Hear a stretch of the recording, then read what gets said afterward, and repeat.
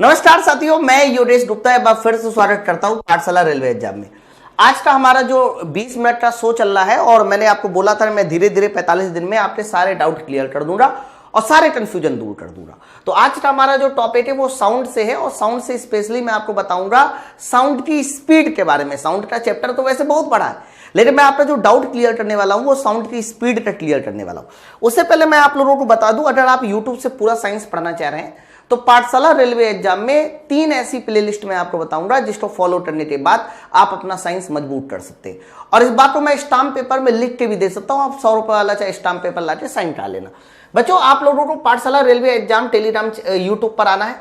पाठशाला railway exam पे आएंगे तो यहाँ प्ले लिस्ट वाले ऑप्शन में आ जाइएगा और जैसे ही आप प्ले लिस्ट वाले ऑप्शन में मेरे भाई आएंगे तो थोड़ा सा आप इसको ऊपर बढ़ाएंगे तो सबसे पहली प्लेलिस्ट जो ये वाली है 45 दिन साइंस थ्योरी क्लास, जिसमें 8 वीडियो हैं। आपने देख लिए होंगे 8 वीडियो। अरे बहुत सारे बच्चे कहते हैं कि 8 है, दिखा रहा है 7 है। बच्चों को दिखाता 7 इसलिए है क्योंकि 8वां वीडियो ना अगले दिन का होता है, वो आपका अगले दिन ऑटोमेटिक ही खुल जाएगा, उसके लिए परेशान मत होइए। डेली मैं आपको एक वीडियो दे रहा हूं, आप बात समझो, है ना। अगली जो प्लेलिस्ट है वो 45 दिन साइंस प्रैक्टिस, ये वाली प्लेलिस्ट में मैं आपको चैप्टर वाइज प्रैक्टिस कराऊंगा और इसी में मिक्स भी होगा, ठीक है, दोनों हो रहा। और इसके बाद एक और प्लेलिस्ट है जो पूरी तरीके से साइंस की थ्योरी, जैसे बहुत सारे बच्चे कहते हैं मैग्नेटिज्म पूरा पढ़ा दो सर, लाइट पूरा पढ़ा दो, है ना सर, पीरियोडिक टेबल पूरा पढ़ा दो सर, ग्रेविटेशन पूरा पढ़ा दो सर, साउंड पूरा पढ़ा दो, ऐसी आपकी डिमांड रहती है। तो जो बच्चे कहते हैं मुझे पूरा पढ़ा दो तो वो ये वाली प्लेलिस्ट को फॉलो करे, science theory class for railway exam. आपके ये 17 वीडियो जरूर दिखा रहा है, लेकिन ये 17 वीडियो अकेले वन शॉट वीडियो है। इसमें 5 घंटे का अकेले क्या है ऑप्टिक्स है। तो मेरे कहने का ये अर्थ है कि यहाँ 17 जुड़े 5 कम से कम कर लो, नहीं 5 तो 3 तो कर ही लो। 50 घंटे की प्लेलिस्ट है और भी इसमें बहुत सारे वीडियो धीरे धीरे हमारी ऐड हो जाएंगे। तो ये जो 3 प्लेलिस्ट है, इन 3 प्लेलिस्ट को आप प्रॉपरली फॉलो कीजिए और मैं आपको बताता हूं, आपको कहीं भी कुछ भी करने की जरूरत नहीं, साइंस आपका मजबूत हो जाएगा। ओके चलो भाई, तो मैं क्लास की शुरुआत करता हूं। तो आज का हमारा जो टॉपिक है वो क्या है, साउंड है। बच्चों, साउंड के बारे में डिटेल में हम बातें समझेंगे और फिर लास्ट में क्वेश्चन भी सॉल्व करेंगे। देखो साउंड क्या है, जैसे कि मैं आपको ये बोलूं, और भाई कैसे हो, ध्वनि है सर, साउंड है, मेरे कानों में जो चीज सुनाई देती है वही तो साउंड है। तो साउंड ना एक तरह की क्या होती है, तरंग होती है। साउंड एक तरह की क्या होती है सर, साउंड एक तरह की वेव होती है। अब ये कैसी वेव होती है, इस वेव का क्या काम होता है, ये बात आप लोगों को अच्छे से क्लियर करनी है। तो अगर कोई पूछे कि साउंड क्या है, ध्वनि क्या है, तो कह देना ध्वनि सर एक तरह की तरंग होती है, तरंग। अच्छा सर ठीक है, अब साउंड के बारे में थोड़ा और बताइए। बच्चों, सबसे पहले तो आप वेव का क्लासिफिकेशन समझो कि वेव हमारी होती कितने तरह की है और वेव को हम कैसे क्लासिफाई करते हैं। तो बच्चों, जब भी कभी हम तरंग की बात करते हैं, वेव की बात करते हैं, तो वेव हमारी मेन 2 तरह की होती है। सबसे पहली जो वेव होती है उस वेव को बोला जाता है मैकेनिकल वेव, ठीक है। सबसे पहली जो वेव होती है उस वेव को बोलते हैं हम लोग मैकेनिकल वेव। ध्यान रखना, मैकेनिकल वेव का हिंदी में नाम होता है यांत्रिक तरंग। बच्चों, वो तरंग जिसको चलने के लिए माध्यम की आवश्यकता पड़ती है, जिसको चलने के लिए माध्यम की आवश्यकता पड़ती है उसे हम लोग बोलते हैं मैकेनिकल वेव। मैकेनिकल वेव एक ऐसी वेव होती है जिसको चलने के लिए, बताइए किसकी आवश्यकता पड़ती है, माध्यम की आवश्यकता पड़ती है, उसे बोलते हैं मैकेनिकल वेव। अच्छा सर, माध्यम मतलब सॉलिड चाहिए, लिक्विड चाहिए, गैस चाहिए, जिनको माध्यम की आवश्यकता पड़ती है उसको हम लोग मैकेनिकल वेव कहते हैं। दूसरी वेव जो होती है वो होती है इलेक्ट्रोमैग्नेटिक वेव। बच्चों, इलेक्ट्रोमैग्नेटिक वेव हिंदी में ध्यान रखना इसको हम लोग बोलते हैं विद्युत चुंबकीय तरंगे। ओके बच्चों, विद्युत चुंबकीय तरंगे कौन सी तरंगे होती हैं, तो कह देना विद्युत चुंबकीय तरंगे। विद्युत चुंबकीय तरंगे हमारी वो तरंगे होती है जिनको चलने के लिए माध्यम की आवश्यकता नहीं पड़ती। मतलब ये कहां पर चलती हैं, एक तो इनको चलने के लिए माध्यम नहीं चाहिए, ध्यान से सुन लो, इनको चलने के लिए किसी तरह का कोई माध्यम नहीं चाहिए। तो ये चलती कहां है, तो कह देना ये हमारी वैक्यूम में ट्रेवल करती है, निर्वात में ट्रेवल करती है। तो जो हमारी वैक्यूम में ट्रेवल करती हैं उनको इलेक्ट्रोमैग्नेटिक वेव और जिनको चलने के लिए माध्यम चाहिए उन्हें मैकेनिकल वेव। बच्चों, माध्यम सॉलिड, लिक्विड, गैस कुछ भी हो सकता है। और सॉलिड, लिक्विड, गैस इन तीनों के पास अपनी एक प्रॉपर्टी होती है जिसको बोलते हैं इलास्टिसिटी प्रॉपर्टी। समझना बात को, इसीलिए मैकेनिकल वेव का एक दूसरा नाम और होता है मेरे भाई, मैकेनिकल वेव का दूसरा नाम होता है इलास्टिक वेव। कौन सी वेव होता है, तो कह देना मैकेनिकल वेव का दूसरा नाम होता है इलास्टिक वेव, ये इसका अदर नाम है। अच्छा सर, इलेक्ट्रोमैग्नेटिक वेव कितने तरह की होती है, इलेक्ट्रोमैग्नेटिक वेव 7 तरह की होती है। आपको सातों ऊपर से नीचे याद करनी है। सबसे पहली जो इलेक्ट्रोमैग्नेटिक वेव होती है वो हमारी होती है गामा वेव, या गामा रे बोल दी जाए, गामा रे। गामा रे सबसे पहली इलेक्ट्रोमैग्नेटिक वेव होती है। दूसरी होती है ध्यान रखना एक्सरे, एक्सरे। अब तीसरी कैसे याद करें?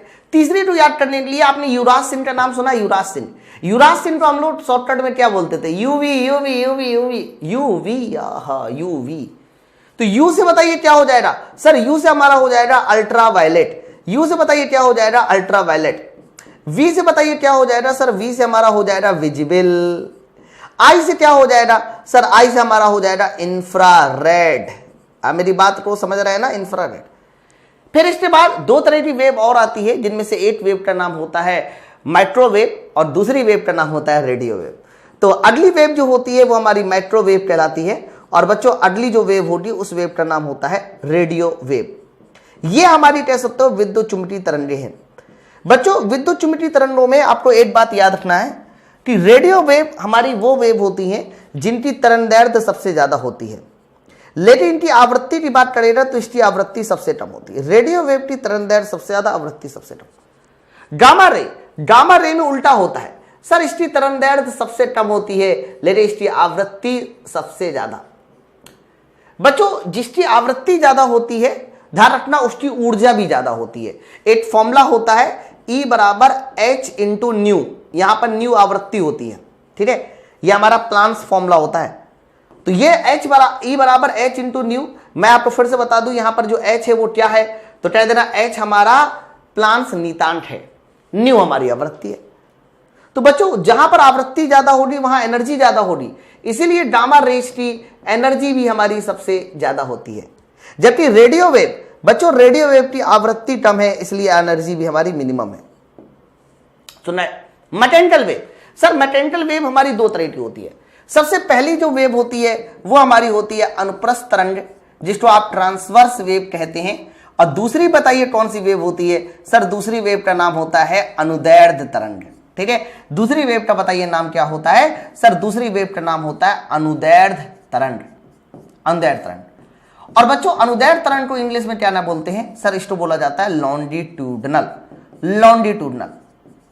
अब मैं आपको बता दूं ट्यूडनल, मैं आपको बता दूं ये जो आपकी साउंड वेव होती है ना सर, साउंड वेव गैसों में चलती है, सॉलिड में भी चलती है, लिक्विड में भी चलती है।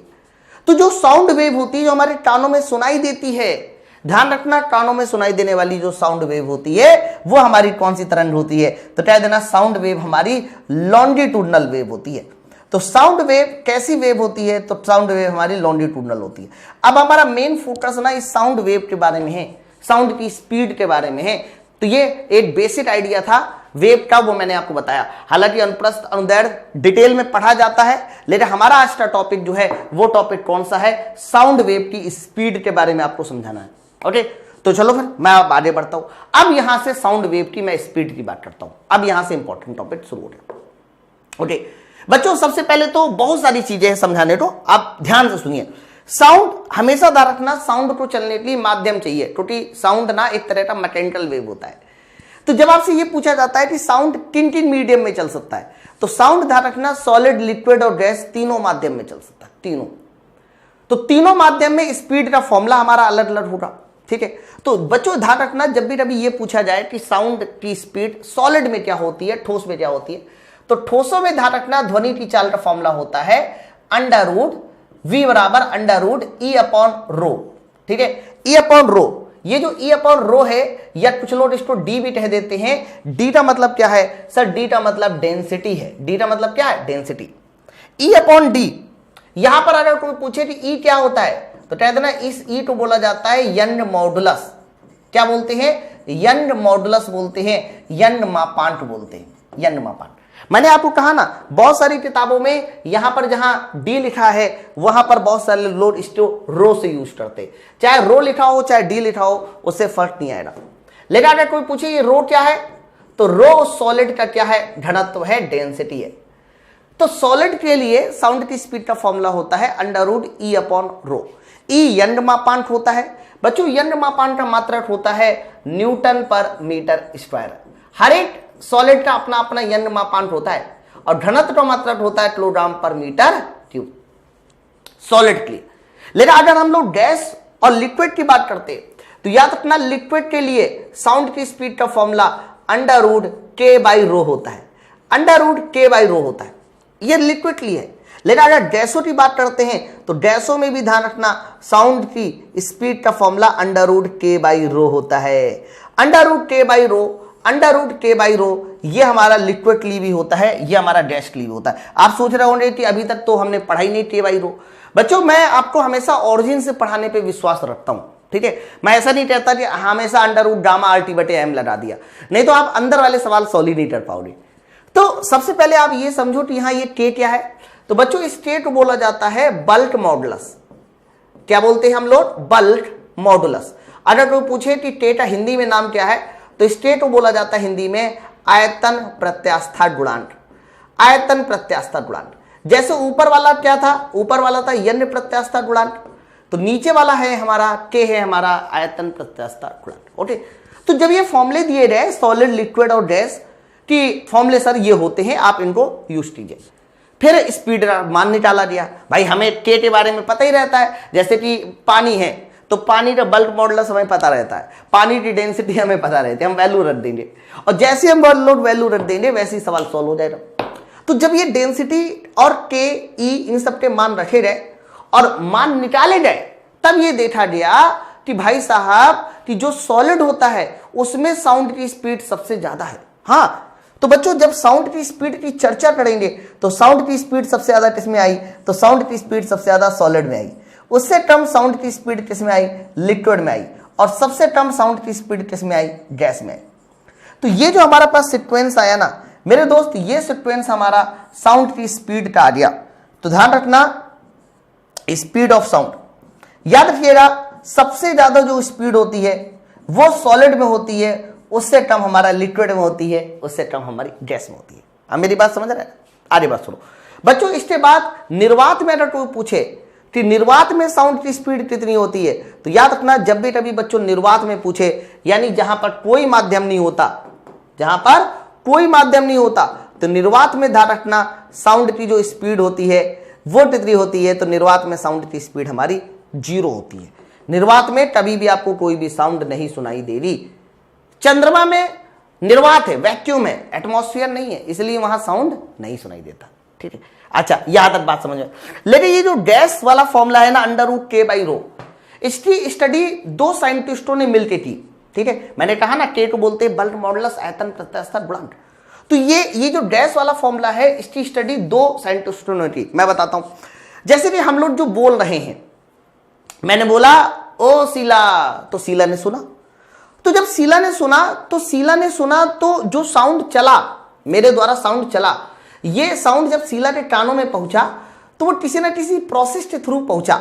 वो समदाबी, समतापी, रुद्धोष में कुछ भी हो सकता है। तो हमेशा ध्यान रखना जब साउंड चलता है कहां पर? हवा में चलता है। ठीक है, तो अगर साउंड जो है हवा में चलता है तो किस प्रोसेस के थ्रू चलता है? तो इसके बारे में 2 साइंटिस्टों ने अपना अपना मत दिया। ठीक है, पहले जो साइंटिस्ट थे उन्होंने ये कहा, उनका नाम था न्यूटन। उनका नाम क्या था? न्यूटन। और दूसरे जो साइंटिस्ट थे उनका नाम था लाप्लास। सबसे पहले न्यूटन चर्चा है हमारे पास। उन्होंने ये कहा कि जब साउंड चलता है गैस में, तो साउंड जब चलता है गैस में तो साउंड का चलना हमारा आइसोथर्मल प्रोसेस होता है। आइसोथर्मल जिसको आप लोग हिंदी में बोलते हैं समतापी प्रोसेस होता है। साउंड का चलना गैस में समतापी प्रोसेस होता है, ये न्यूटन चर्चा ने कहा। अच्छा, जब न्यूटन चर्चा ने हमारी ये बात बोली कि आइसोथर्मल होता है तो थर्मोडायनेमिक्स में इंटर में एक चीज पढ़ाई जाती है कि आइसोथर्मल प्रोसेस के लिए जो के का मान होता है वो प्रेशर के बराबर हो जाता है। और जैसे वहां पर के का मान प्रेशर के बराबर किया गया, के का मान किसके बराबर किया गया? प्रेशर के बराबर किया गया। तो के की वैल्यू यहां पर प्रेशर के बराबर करनी है मेरे भाई।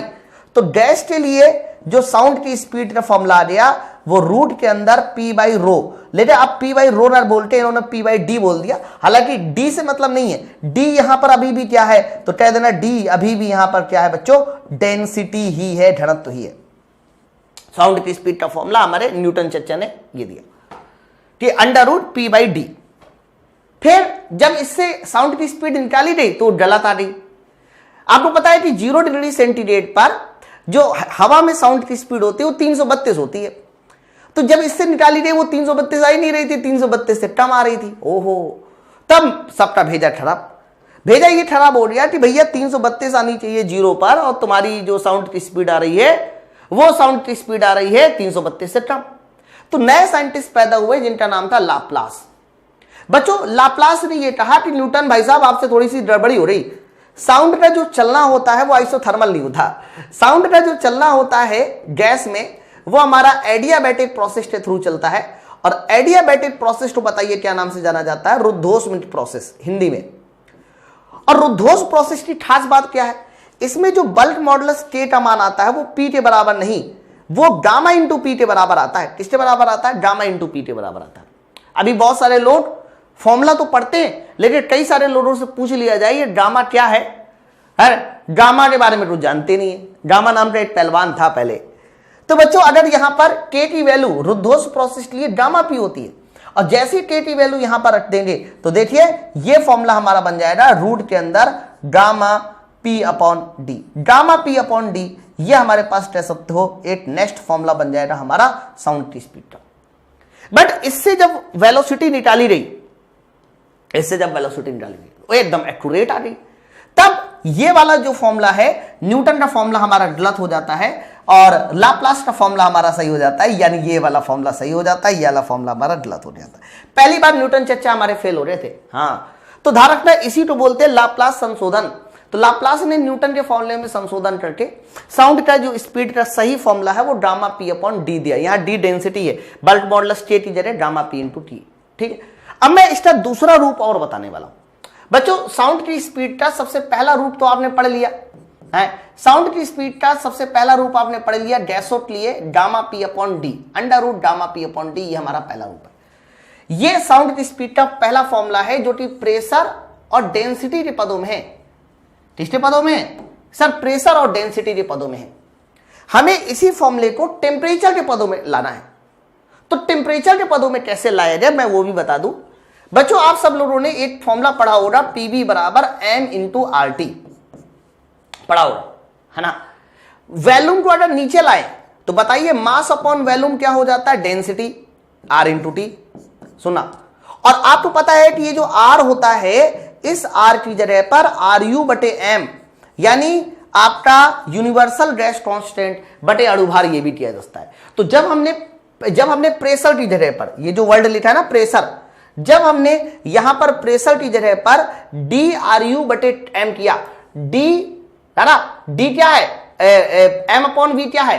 एम अपॉन वी हमारा, ठीक है। तो आप डायरेक्ट पी बाई डी निकाल लो ना, यहां से क्यों झंझट लेते हो? आप डायरेक्ट यहां से किसकी वैल्यू निकाल लीजिए, पी बाई डी की। तो पी बाई डी की वैल्यू जब यहां रखी गई तो आर यू टी ऊपर हो गया, एम नीचे हो गया, चेक कीजिए, है ना? या पी की बात रख दो तो डी से डी कैंसिल हो जाएगा। तो बच्चों, यहां पर साउंड की स्पीड का दूसरा एक फॉर्मूला आ गया, रूट के अंदर देखो गामा रहेगा, और पी बाई डी जब यहां रखोगे तो आर इंटू टी और डिवाइड बाई बताइए क्या हो जाएगा? एम हो जाएगा। ये तुम्हारे पास साउंड की स्पीड का एक नेक्स्ट फॉर्मूला आ गया। दोनों फॉर्मूले वेरी इंपॉर्टेंट है, ध्यान रखना, दोनों फॉर्मूले वेरी इंपॉर्टेंट है। ओके, पहला formula under root gamma P upon D pressure के पदों वाला है, और दूसरा फॉर्मूला बताइए क्या है? Under root gamma R T बटे एम। ये दोनों फॉर्मूले वेरी इंपॉर्टेंट है। बच्चों, अगर मैं यहां पर बात करता हूं कि यहां पर ये एम क्या है, तो कह देना यहां पर ये जो एम आपने यूज किया है सर, इस एम का नाम है अणुभार। ये एम हमारा अणुभार है, जिस गैस में आप निकालना चाह रहे हैं उस गैस का अणुभार। टी क्या है? तो कह देना टी हमारा यहां पर टेम्परेचर है, तापमान है। चलो भाई, अभी भी गामा के बारे में राज नहीं खुला कि गामा क्या है। बच्चों, गामा को ध्यान रखना, इंग्लिश में बोलते हैं हम लोग एडियाबैटिक इंडेक्स। क्या नाम से जाना जाता है? Adiabatic index. ये हम लोग इसको इंग्लिश में बोलते हैं, और हिंदी में ध्यान रखना इसका नाम क्या है सर? हिंदी में नाम होता है रुद्धोष्म नीतांक। अलग अलग गैसों के लिए अलग अलग गामा होता है। अब तीन तरह की आपने गैसें पढ़ी होंगी। सबसे पहली गैस होती है मोनो एटॉमिक, जिसमें एक एटम हो, जैसे हीलियम नियोन आर्गन एक एटम है। डाई एटॉमिक, जिसमें दो एटम हो, जैसे ऑक्सीजन नाइट्रोजन क्लोरीन, इसमें दो एटम है, हाइड्रोजन। और एक होता है ट्राई एटॉमिक, जिसमें तीन एटम होते हैं, जैसे CO2 NO2 SO2। अरे तीन एटम है मेरे भाई। तो जो हमारी तीन तरह की डैशें होती हैं, मोनोएटॉमिक, डायटॉमिक, ट्राइएटॉमिक, इनके लिए गामा आपको याद करना होता है।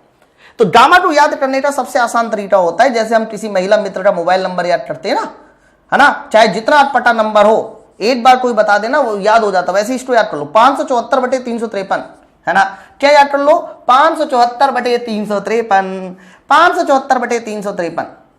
बच्चों ये जो 574/353 आया ना, इसमें से 5/3 आता है, ये मोनोएटॉमिक गैस का ड्रामा होता है, जैसे हीलियम, नियॉन, आर्गन, इन सब का ड्रामा हमारा 5/3। बच्चों 7/5 ये डायटॉमिक गैस का ड्रामा होता है, जिसमें 2 एटम होते हैं, जैसे कि O2, N2, H2।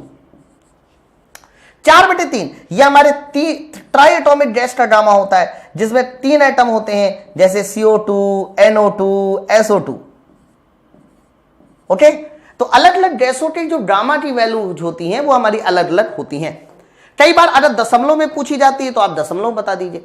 5/3 को बताइए हम किस नाम से जानते हैं? सर 5/3 को हम लोग 1.67 या 1.66 रखते हैं। 7/5 1.4 हो जाएगा और 4/3 हमारा 1.33 हो जाएगा।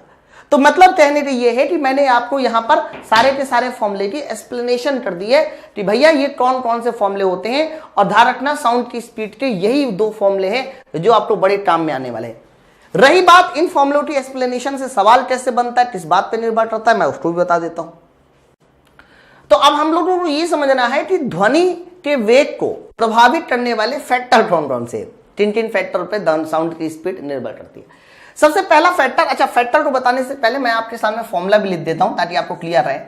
बच्चों पहला फॉर्मूला जो आया था वो √γ/p/d, ये प्रेशर और डेंसिटी वाला फॉर्मूला था। दूसरा जो फॉर्मूला आया वो √γ/RT/m, यह हमारा कह सकते हो टेम्परेचर वाला फॉर्मूला था, γ/RT/m। ठीक है, ये दोनों फॉर्मूले मैंने बताए। अब सबसे पहला फॉर्मूला आता है सर टेम्परेचर पे कैसे निर्भर करता है।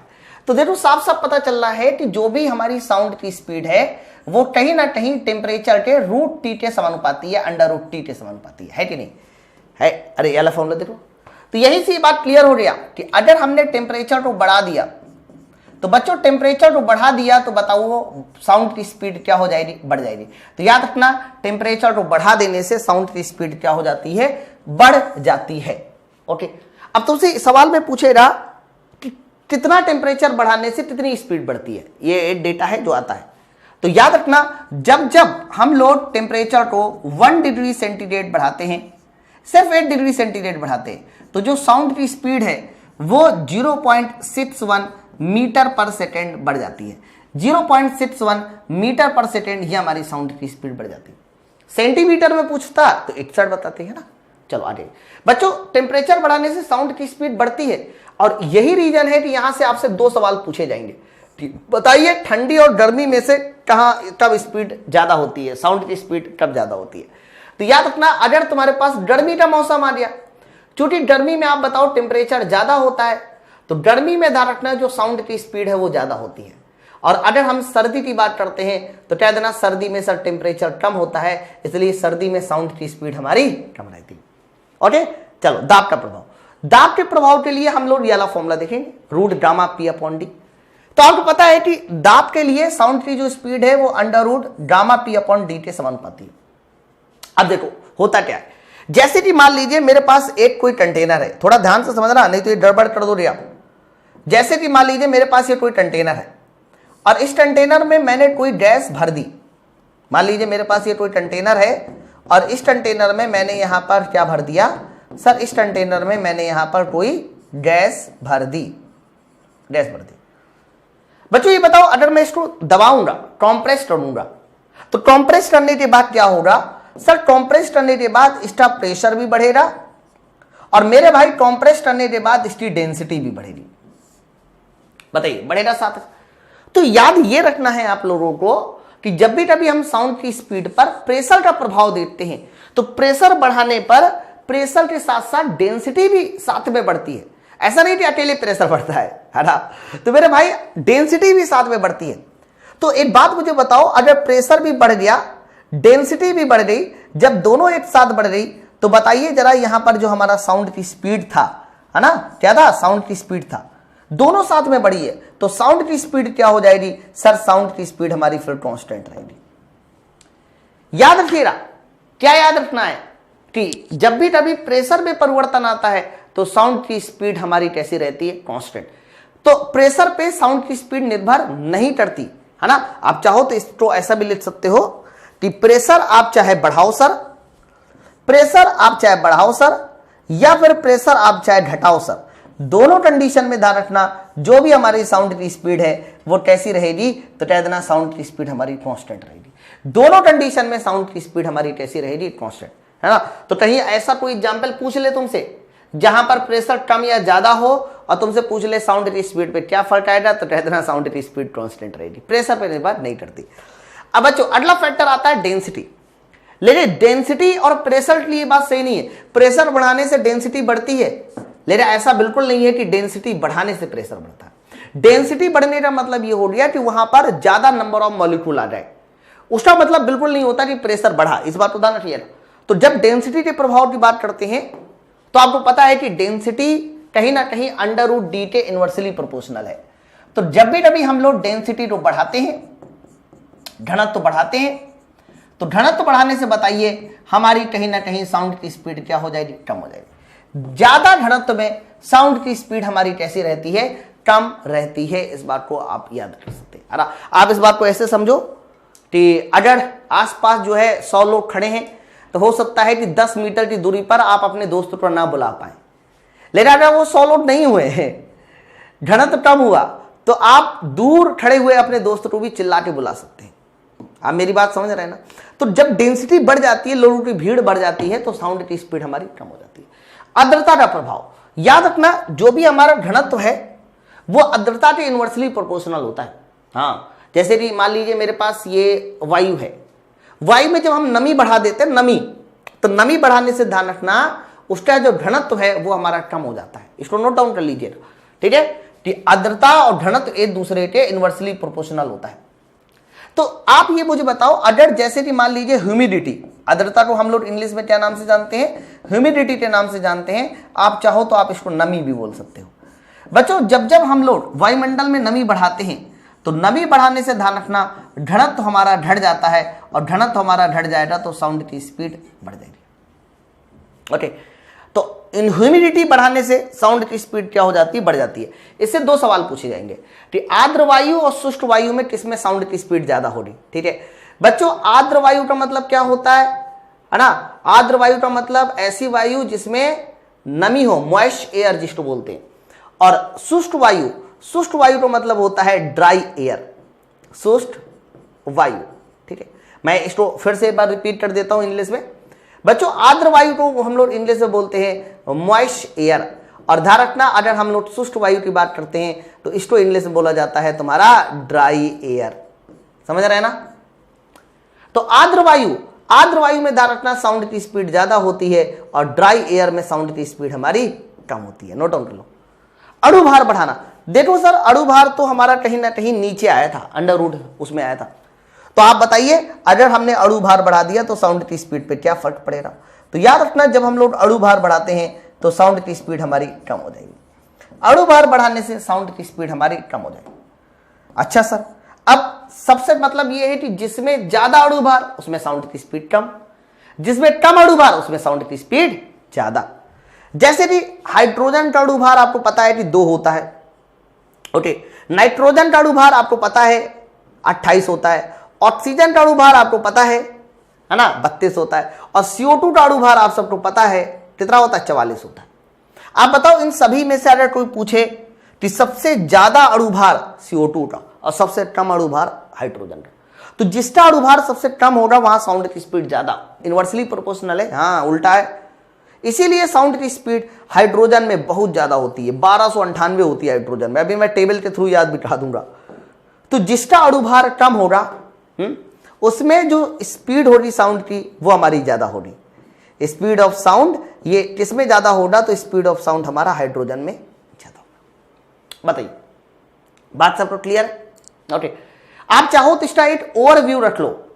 2 चीजें ऐसी हैं जिनके बढ़ाने से साउंड की स्पीड बढ़ती है, और 2 चीजें ऐसी हैं जिनके बढ़ाने से साउंड की स्पीड घटती है। और एक चीज ऐसी है जिससे साउंड की स्पीड कांस्टेंट रहती है ना। अगर मैं ओवरव्यू की बात करता हूं तो टेम्परेचर बढ़ाइए या फिर नमी बढ़ाइए, इन दोनों के बढ़ाने से ध्यान रखना जो भी हमारी साउंड की स्पीड है वो ज्यादा हो जाती है। ठीक, दो चीजें बढ़ाने से बढ़ती है। फिर दो चीजें और लीजिए, एक तो अणु भार बढ़ाइए, डेंसिटी घनत्व बढ़ाइए, इन दोनों चीजों के बढ़ाने से ध्यान रखना साउंड की स्पीड हमारी कैसी रहती है, घट जाती है, बढ़ाने से घट जाती है। और प्रेशर बढ़ाइए तो साउंड की स्पीड हमारी कैसी रहेगी, कांस्टेंट रहेगी। तो ये अभी तक जितना भी मैंने एक्सप्लेनेशन दिया है उन एक्सप्लेनेशन का एक तरह का ओवरव्यू है, आप इसको जरूर याद रखें। समझ में आ रहा ना। अब बच्चों है क्या ना, रेलवे के एग्जामों में ना जब पिछली बार ये पेपर आया था तो उसमें अलग अलग माध्यम में साउंड की स्पीड बहुत पूछी रही है, बहुत ज्यादा पूछी रही है, मतलब थोड़ा नहीं बहुत है। तो मैं आपको अब अलग अलग माध्यम में, और यही वो स्पीड है, इससे ज्यादा इंपॉर्टेंट नहीं है, यही सबसे ज्यादा इंपॉर्टेंट है और इन्हीं को याद करना है। सबसे पहले तो मैं आपको एक छोटी सी कंफ्यूजन है उसको दूर करूंगा। बच्चों आपने हवा में साउंड की स्पीड 332 भी पढ़ी होगी, हवा में आपने साउंड की स्पीड 332 भी पढ़ी होगी, हवा में आपने 342 भी पढ़ी होगी, और हवा में आपने साउंड की स्पीड जो है वो 346 भी पढ़ी होगी। पता है इन सब में डिफरेंस है। ये सब स्पीड ऐसा नहीं है कि हवा की 80 टेम्परेचर पे, अलग अलग टेम्परेचर पे, है ना। तो ये सारी की सारी स्पीड साउंड की स्पीड है हवा में। तो जब भी कभी कोई तुमसे पूछे कि हवा में ध्वनि की चाल कितनी कितनी होती है तो कह देना 332 भी होती है, 342 भी होती है, 346 भी होती है। बट ये अलग अलग टेम्परेचर पे। सर 332 जो आपको बतानी है वो 0 डिग्री सेंटीग्रेड तापमान पे बतानी है। अब टेम्परेचर बढ़ाएंगे तो साउंड की स्पीड बढ़ जाएगी। तो 342 जो बतानी है वो 20 डिग्री सेंटीग्रेड पर बतानी है, और जो 346 बतानी है वो लगभग 27 डिग्री सेंटीग्रेड पर बतानी है। ओके, ये ध्यान रखना।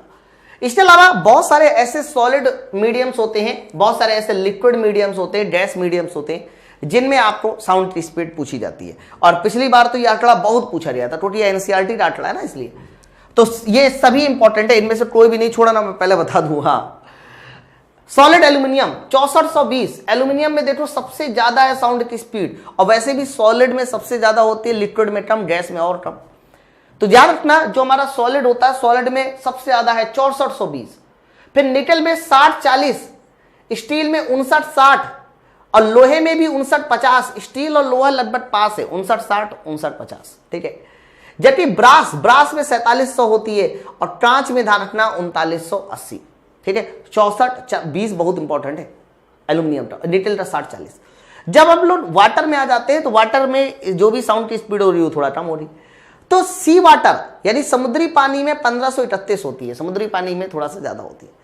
डिस्टिल्ड वाटर में 1498, डिस्टिल्ड वाटर मतलब शुद्ध पानी, है ना।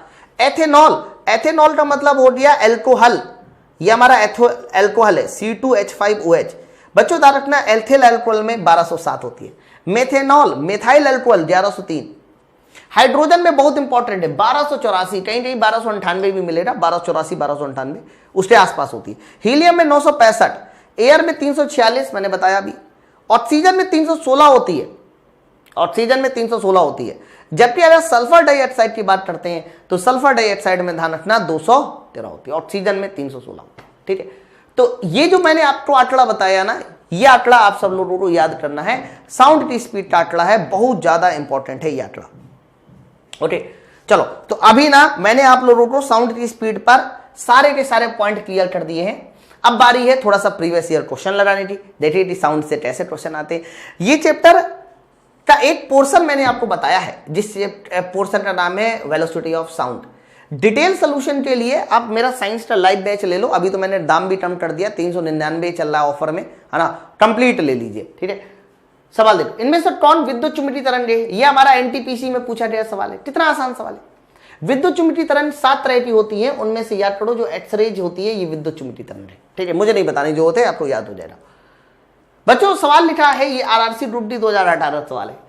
25 डिग्री सेंटीग्रेड पर ध्वनि की स्पीड के बारे में कौन सा कथन सत्य है या असत्य है, बताना।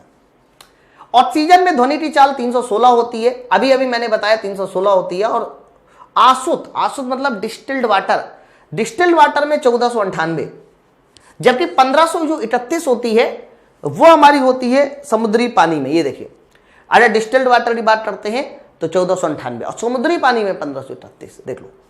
तो इसका मतलब ये दोनों स्टेटमेंट हमारे कहीं ना कहीं सही है। और ऑक्सीजन में 316 होती है, एयर में 332, 342, 346। तो ये दोनों हमारे कथन सही हो रहे हैं। ऑप्शन नंबर हमारा सी आंसर एकदम सही है। नेक्स्ट है अगला, निम्नलिखित में कौन निर्वात में यात्रा नहीं कर सकता? बच्चों, निर्वात में कभी ध्वनि यात्रा नहीं कर सकती। क्यों? क्योंकि ध्वनि को चलने के लिए मीडियम चाहिए। बाकी सब इनमें से वैक्यूम में ट्रेवल कर सकता है। अल्ट्रावायलेट कर सकता है, ऊष्मा कर सकती है, लाइट ना रेडिएशन के थ्रू कर सकती है, लेकिन ध्वनि नहीं कर सकती।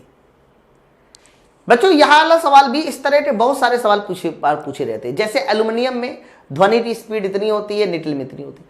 बच्चों, एल्यूमिनियम में मैंने 62 20 नहीं बताई थी, 64 बताई थी। ये निकल में 60 40 बताई थी, 60 40 याद करो। ये हमारा 64 20। इसका मतलब ये दोनों स्टेटमेंट हमारे कहीं ना कहीं गलत है, दोनों गलत है। तो इसका आंसर जाएगा ऑप्शन नंबर सी वाला उत्तर। ऑप्शन नंबर सी वाला सही है, ना तो ए सत्य है ना ही हमारा बी सत्य है। नेक्स्ट है, which of the following statement is true? आपको बताना है कि कौन सा कथन सही है। गर्मी और सर्दी में आप बताओ कहां पर साउंड की स्पीड ज्यादा होती है? गर्मी में ज्यादा होती है ना, तो सर्दी और गर्मी में समान होती है, गलत। मोर इन समर देन विंटर, ये देखिए ऑप्शन नंबर सी एकदम सही है। शीत ऋतु की तुलना में ग्रीष्म ऋतु में ज्यादा होती है, ये बात एकदम सही है। ठीक है, अरे नेक्स्ट अगला, ध्वनि तरंगों के बारे में बताओ कौन सा कथन सही है? ये हमारा आरबी जेई 2019 का सवाल है। सही नहीं है, सॉरी सही नहीं है। यह 330 से 350 मीटर की गति से यात्रा करती है, सही है। यह मैकेनिकल वेव है, ये भी सही है। सवाल बताना था कौन सा सही नहीं है। उन्हें यात्रा करने के लिए किसी प्रकार के माध्यम की आवश्यकता नहीं है, गलत। यात्रा करने के लिए माध्यम की आवश्यकता होती है। आप बताओ, क्या साउंड वेव बिना माध्यम की यात्रा कर सकती है? नहीं सर। यह लंबी दूरी की यात्रा नहीं कर सकता, हाँ ये एकदम सही है। साउंड कभी लंबी दूरी के लिए यात्रा नहीं कर सकता। आप सबको ये बात पता होना चाहिए कि साउंड एक निश्चित दूरी तक ही यात्रा कर सकता है, लंबी दूरी तक नहीं। अरे लंबी दूरी तक यात्रा करता तो मैं यहां से चिल्लाता और मेरी गर्लफ्रेंड जो रूस में है, मान लो चाइना में है, सुन लेती। मैं आवाज देता सीला है, चाइना में वो मान लो चाउमीन खा रही है तो उसको सुनाई दे जाता है कि मैंने पुटा रहा है उसको, नहीं होता ना ऐसा। तो इसका मतलब ये सही है कि ये लंबी दूरी तक यात्रा नहीं कर सकता। तो ऑप्शन नंबर हमारा सी वाला गलत है, सी वाला गलत है। अरे ये लीजिए, ये वाला सवाल मैं होमवर्क के लिए दे रहा हूं आपको, क्योंकि जो कुछ भी मैंने पढ़ाया उससे स्टेटमेंट वाला सवाल है। मुझे देखना है कि आप सब लोग जो है ना इसका स्टेटमेंट का कितना सही आंसर देते हो। सारे बच्चे मुझे कमेंट सेक्शन में बताना कि इनमें से कौन सा उत्तर हमारा सही है। सही उत्तर का चयन करना है। ध्वनि के वेग के बारे में 4 बातें लिखी हैं और 5 बातें लिखी है, उनमें से बताना है कि कौन सी बात सही है। ठीक है, कैसा लगा आपको ये कॉन्सेप्ट? नीचे सारे के सारे बच्चे मुझे कमेंट करके जरूर बताएंगे। और मैं देखिए कितनी ईमानदारी के साथ अपना काम कर रहा हूं, और मैं ये चाहता हूं कि आप सब लोग भी मुझे ईमानदारी के साथ अपना काम करो। आज के साउंड की वीडियो में मुझे सारे बच्चों का कमेंट चाहिए। कोई भी बच्चा ऐसा ना हो जिसने वीडियो को प्रॉपर देखा हो, हाँ जिसको अच्छा लगे, जिसने प्रॉपर पूरा देखा हो, वो सारे बच्चे मुझे कमेंट चाहिए। मुझे कम से कम 300 प्लस कमेंट चाहिए आज के सेशन में, और सारे बच्चे बताएं ताकि मुझे और वीडियो बनाने के लिए इंस्पिरेशन मिले। इंस्पिरेशन, मेरी थोड़ी इंग्लिश कमजोर है ना, तो मुझे प्रेरणा मिलनी चाहिए ना कि आप सब लोग मेरे सेशन को लाइक कर रहे हैं, पसंद कर रहे हैं। मुझे और अच्छे अच्छे सेशन बनाने चाहिए। उसके लिए आप सब लोगों का कमेंट करना, सपोर्ट करना वो बहुत ज्यादा जरूरी है। साथ साथ ये जो शुरू में मैंने आपको प्लेलिस्ट बताई, ये प्लेलिस्ट आप सारे बच्चों के साथ शेयर कीजिए। खासतौर से इसकी प्लेलिस्ट जरूर शेयर कीजिए। ये जो मैंने आपको अभी प्लेलिस्ट दिखाई थी, ये वाली प्लेलिस्ट, ओके, ये वाली प्लेलिस्ट आपको जरूर सबके साथ शेयर करनी है ताकि ज्यादा से ज्यादा बच्चे हमारे साथ जुड़ सके। और वो भी ये जो 45 दिन की सीरीज चल रही है, इस 45 दिन की सीरीज का लाभ उठा सके। 45 दिन साइंस थ्योरी, देखो आवर्धन क्षमता कितना बढ़िया लग रहा है। ठीक है, तो चलो फिर हम लोग मिलते हैं अपने नेक्स्ट वीडियो में। तब तक के लिए थैंक यू वेरी मच।